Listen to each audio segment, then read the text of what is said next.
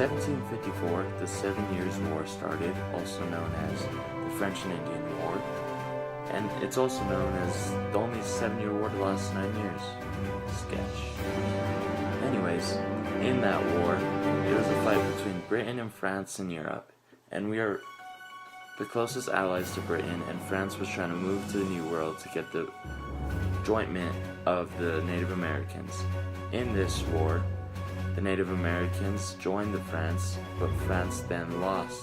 Just time after the 7 Years' War ended, the Proclamation of 1763 was brought about. It was passed by George III, and it was to keep all the colonies in control and make sure everything was going good. Just after that, in 1764, the first law passed by Parliament was passed, and it was the Sugar Act. Just after the next year, then the Quarter Act was passed, so you had to support all British troops and giving them quarters and anything they needed. Now we are in 1765, where we have the Stamp Act is brought about. The Stamp Act certifies taxes and makes sure that everyone's paying. Then the Stamp Act Congress is brought about, and they are the ones that are trying to get the Stamp Act revoked by sending letters of complaint to Parliament and the King. The year after, they made the Declaratory Act. The Declaratory Act is which would revoke the Stamp Act, and it would lessen the Sugar Act, so that more people would be able to import sugar and it'd take less time to bring in more trade.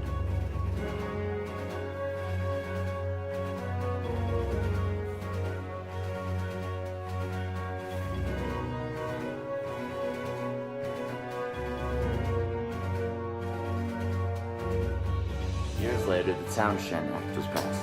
It was for taxes on glass, lead, paint, paper, and tea. This led to a big dispute with all the colonies because they were very upset with taxes being enforced on everything now. Then this led to John Dickerson trying to finesse everyone else in the colonies by trying to get them to think they can override everything Parliament was saying and everything they do just because these letters he wrote trying to convince from a farmer's standpoint. But after this led to the repeal of the Townshend Acts, so they were upheld once at last. Now that years have passed, it is now 1700 where the Boston Massacre now takes place. The Boston Massacre is when Boston soldiers opened fire on a crowd of townspeople, killing 5 and really making mad every single local that was there because they don't like the British in general.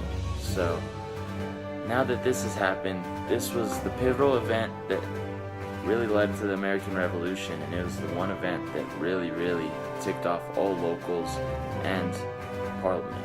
Just 3 years after the Boston Massacre happened, the Boston Tea Party was brought about. The Boston Tea Party was a protest on December 16th, 1773 against Britain because Britain was doing taxation without representation.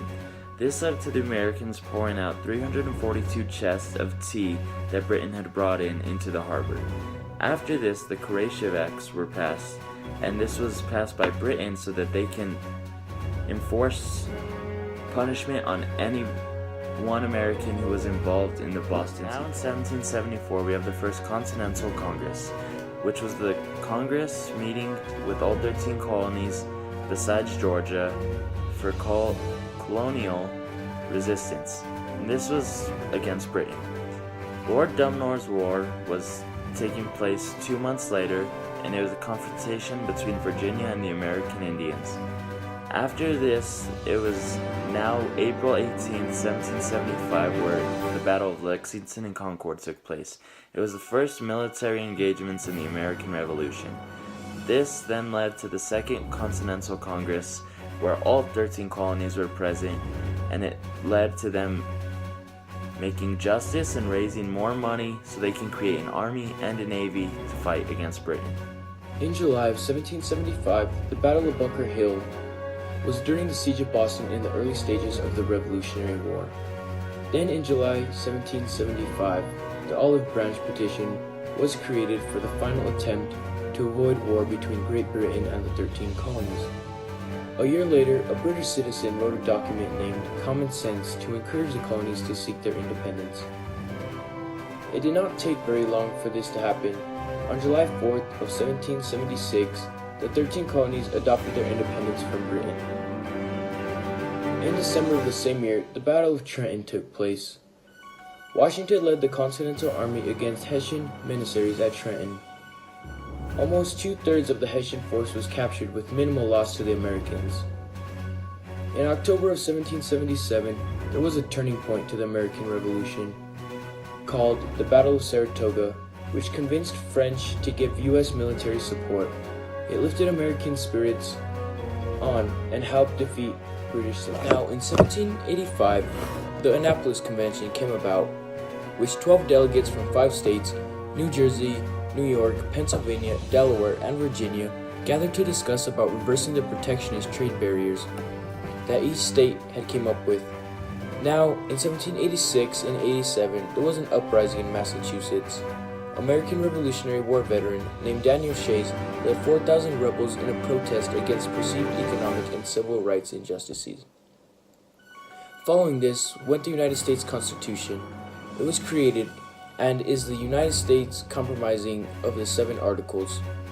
During the Constitutional Convention of 1787, there was an argument that large and small states reached that would part define the legislative structure and representation that each state would have under the United States Constitution, called the Great Compromise. Not far from this event was the 3/5 Compromise of 1787 that would determine whether or not slaves would be counted in determining a state's total population. It was decided that each slave would count as 3/5 of a person.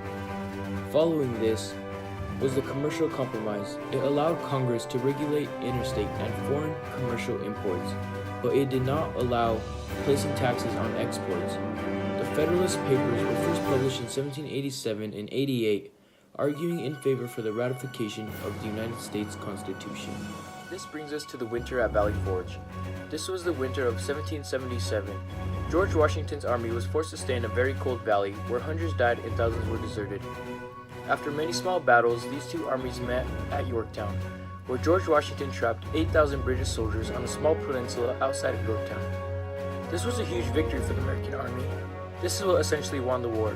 Shortly after the victory, America was feeling proud of themselves and wrote the Articles of Confederation, which was basically an early draft of the Constitution. This established rights for people and decided how America was going to be ran. This was a very big deal for America. Even though America is very happy with themselves, the war still wasn't over. But over in Britain, politics bring the British Army back home. This is all pointing to a resolution to the war, which ends up being the Treaty of Paris, which was signed by representatives from Britain, America, in Paris. Although the Treaty of Paris ended the American Revolutionary War, it did not give any protection to the Native Americans. However, due to Britain being extremely petty, they decided to give Native Americans guns, and they tried to solve this by Jay's Treaty in 1794. However, it did not help, and Democratic Republicans were very angry.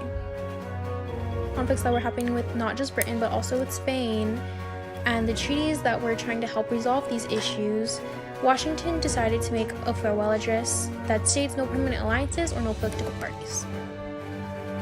Due to the constitutional issues that occurred, it created extreme conflict on limited federal power, and it played a highly significant role in establishing a federalist system based upon the idea of republicanism. And it also had to do with the separation of power, such as the judicial, the executive, and the legislature. In order for us to ratify the Constitution, we needed to get the Federalists and the Anti-Federalists to work together. And in order for that to happen, the Anti-Federalists and the Federalists had to agree on the Bill of Rights, which is how it adopted in 1791. Due to Alexander Hamilton's financial program and his creation of the National Bank, people began having disagreements and began conflict socially, economically, and politically. Due to people criticizing the government and having their own opinions, John Adams decided to sign the Alien and Sedition Act.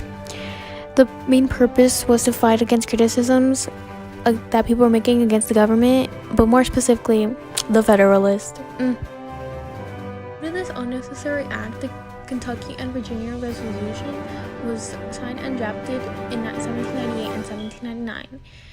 And this took the position that the Federal Alien and Sedition Acts were unconstitutional. The resolutions argued that the states had the right and the duty to declare unconstitutional acts of Congress that were not authorized by the Constitution. Not least is the election of 1800. Thomas Jefferson had won the election as president, and it was significant because political power was shifted between parties peacefully.